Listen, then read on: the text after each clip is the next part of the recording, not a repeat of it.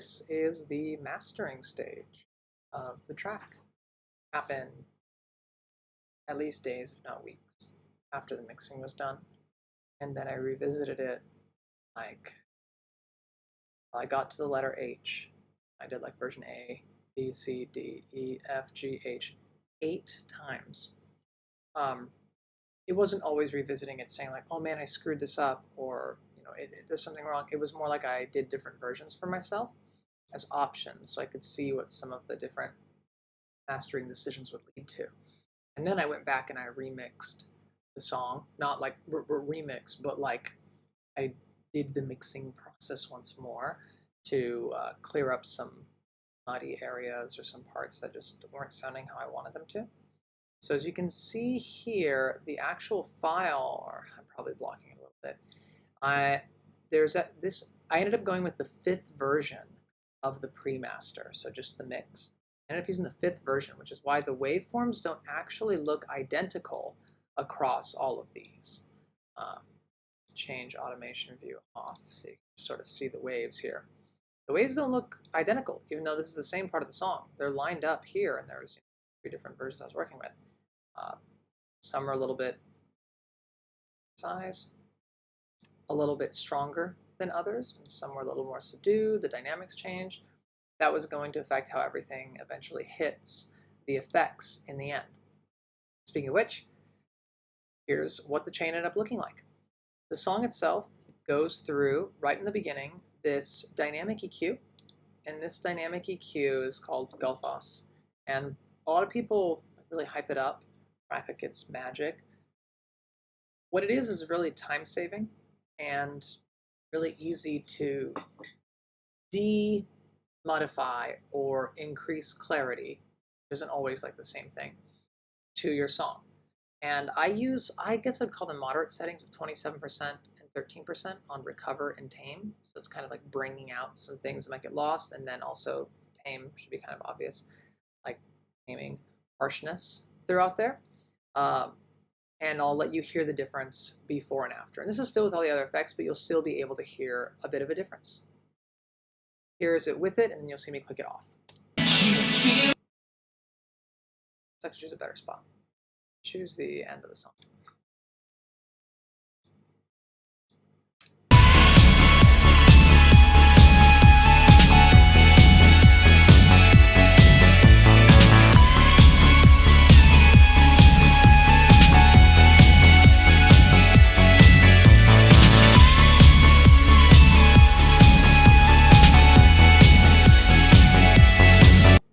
Now, if you're like me, you might actually think that when you had it off, it sounded better. And I used to really think that, because when I had it off, there was a lot more low end, just kind of like thumping. Not even really bumping, more like a thump throughout the whole thing. That can be really exciting. That can make you think like, oh yeah, it's like a big club track, but it really doesn't translate well to things like phones when you're listening through there, or things like your car speaker system. So it's actually really not that helpful for most other people listening to it, I have found. So taming it with this on the way in, just so that kind of the click was less of a boom boom and more of like a which might sound like, oh, you like castrated it, but it helps it work in a lot more contexts. Anyway, that's Gullfoss, pretty straightforward. I used to have a much longer effects chain happening here, and you can see in the other versions I went into like this exciter, I went into this one EQ, here so you can see it. I went into this other compressor unit, and then I went into a distortion unit, just trying to like make the song sound more and more and more exciting. I even like blended in a little bit of this distortion plugin, which I actually love most of the time, but in the end I realized that I didn't need all of this. It's kind of like a less is more type of situation. Yeah, even on the second pass, I was still using different compressors that I did not end up using in the end. By going back to the mixing file that I had showed before, I gave each of the buses like a little bit of compression to kind of keep them all together, and then I had that track spacer tool that lets them duck one another in a dynamic way and lets each section sort of speak for itself and take hierarchy or priority over another section at different times. And that solved a lot of the problems and gave it the sound that I wanted already. So yeah, I didn't get to use all the fancy tools and plugins that I have, but it ended up sounding a lot like what I wanted it to sound like. Here, the EQ is doing the same thing by boosting up these mids and taming these highs. I have a lot less of that thump situation going on. My whole life, I'd always been such a fan of like EQ curves that were like high lows, high highs, and then scooped mids, because it just sounds like nice when you're playing a guitar by yourself with those settings. But then as soon as you introduce all these other instruments, that's actually not a great EQ curve for everything in most consumer contexts. So I have to remind myself of that very frequently, because I really like that EQ curve most of the time. Anyway, this is a simple EQ curve that's just taming a bit of the highs so that you wouldn't feel like your ear's going to bleed. Things like... I didn't end up using multi-band compression. I had a quick setting for myself to divide just the very bottom from the rest of the song, and then I just kept testing it on and off, and I didn't really need it at the end. What I did end up using is another dynamic EQ though, and these are some spots that I feel can get crowded in the song, so I don't want it to feel like all of a sudden like kind of things are getting inflated like a balloon, or you're hearing it like muddy is the word that I'm using over and over here, but it's true.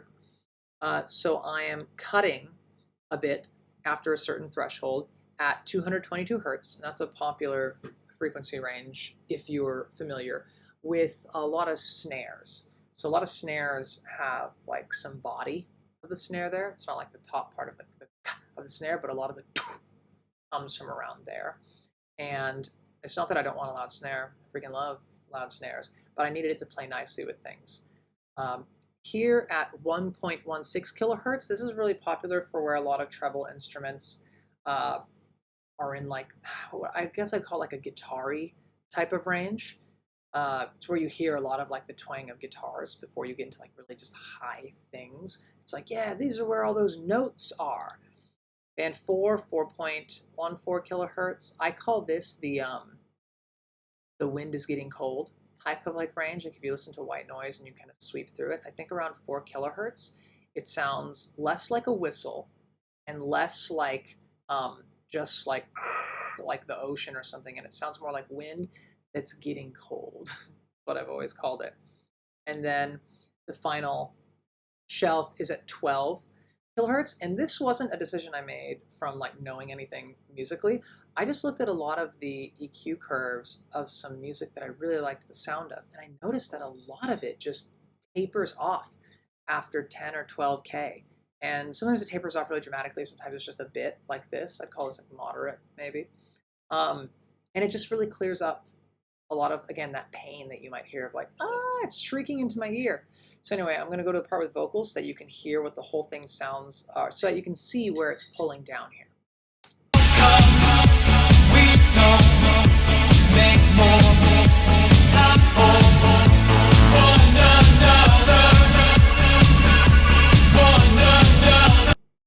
Yeah, so you see that these little sections each have activity actually happening, like the threshold that I set for them for the dynamic EQ to engage and actually like tame that frequency happens like throughout the whole freaking song. It's not like, oh, there's this one part where a big explosion happens and I want to tame it right then. No, it's kind of throughout the whole thing. I guess I didn't nail it in the mix and get what I needed out of there. So I was relying on the computer helping me to say, hey, I'll do it for you, 1,000 times over the course of the song, just tell me the instructions. And I'm like, well, here are the instructions.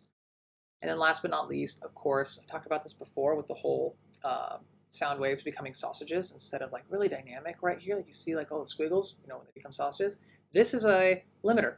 They call it a maximizer in this tool set, but it's a limiter. It's a compressor, like a ratio of infinity. And I am slamming it pretty far down. I'm really squashing a bit because the signal that I have going into it really isn't that fat. You can see, even in one of these earlier versions, you can probably tell that the sausage was a lot bigger than it is in this last version that I ended up using. And that means that I kind of have to either boost it going in on the way in, or I can just bring the threshold of the whole compressor down. And I found that the way I had these tools already set, I didn't want to boost the signal. I just wanted to bring the threshold down here. So it's like, it can happen on one end or the other. A little bit of changes, but nothing really. It's a pretty fast compressor here. I thought that the song being so fast and having so much going on, you wouldn't notice if the compressor was acting really quickly. It wouldn't feel like, oh man, someone was singing this big operatic note and all of a sudden it got like a lot quieter. It feels like it's getting squashed. Like, what am I hearing? You might need that with more orchestral music, I'd say. But a song like this, nah, you can't tell when it's like squeezing it in between, like all the hi-hat hits, like with the snare. You can't tell. As for going through the different limiter modes, if you ever use this tool yourself, I still, I think that there are descriptions here where they say this is smooth and thick, and this one is a rich sound. This one is clear and sharp. This one is surgical. The descriptions are kind of helpful, but I just listen to all 5 of them and then figure out which one is giving me the vibe that I want, and then I just go with it. But you'll see a lot of limiting actually happening right here. You'll see like these blue, I think they're blue or gray. You'll see it controlling it a lot right now.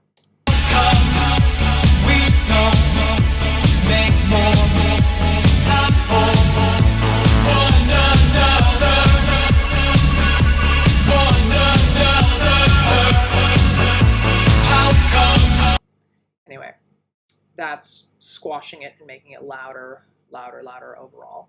The last thing that is on this chain is this cassette effect that is so fun, and I waited on this one as well.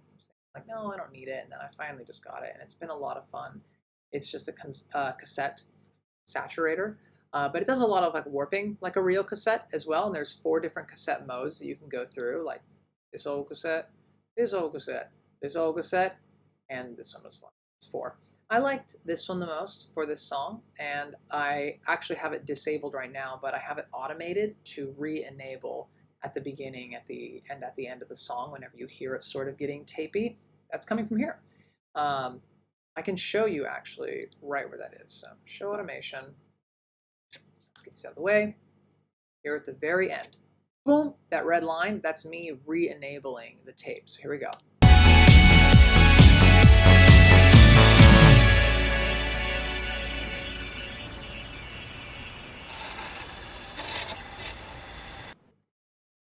Now that sound of the tape spinning out is actually a sound sample that I have. It's not literally an effect that this tape does in any way. That's just a sample that was put on there to add onto the warpiness that happens to the tape. And last but not least, on the master channel, once it's all said and done, everything together just has a little bit of gain automation so that I could make the choruses just a little louder than the rest of the song. Or rather, I made the verses a little quieter than the chorus, so that they wouldn't hit the limiter as hard and they wouldn't lose as much dynamic range. So it feels like there's more variation between the really loud parts in the verses, but then once we hit the chorus, it's like, no, we bump in at like a consistent level here.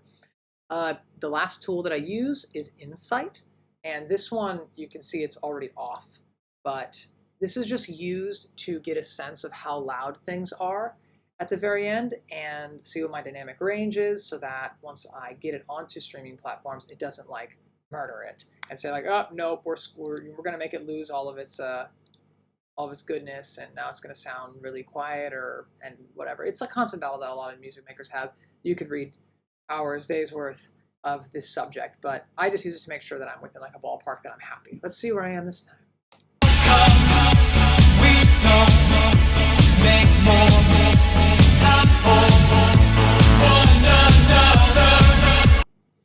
Yeah, -7 to -8, like probably around -7.8. It's going down now because it averages the signal over the course of time. So don't pay attention to right there. Pay attention to when you saw it playing. I should have paused it. But around that loudness is pretty common. So once I sort of hit that, I don't really push it and feel the need to be like, no, I need to be slammingly loud. I'm just very happy with that. Well, when that's done, I don't use this. It's a big CPU hog too. I make sure that I have some dithering on so that I can get this in 16-bit instead of the 24 that I originally wrote it in, and that's what a lot of the streaming services required. Now they don't. Apple introduced lossless and Apple Digital Master, but I don't really know if I want to take advantage of that yet. I'm kind of fine releasing CD level music that like we all kind of have grown up with and have to accept. And that's it for this song, actually. I didn't use any reference tracks for this song, even though I can put them here inside of Ozone, which is what I used for this one. I just sort of knew the sound that I wanted. And I had told you I had already gone through 7 iterations before I reached the 8th iteration and figured, like, yes, I nailed it. This is exactly what I wanted. And I was finally happy with it. Thank you.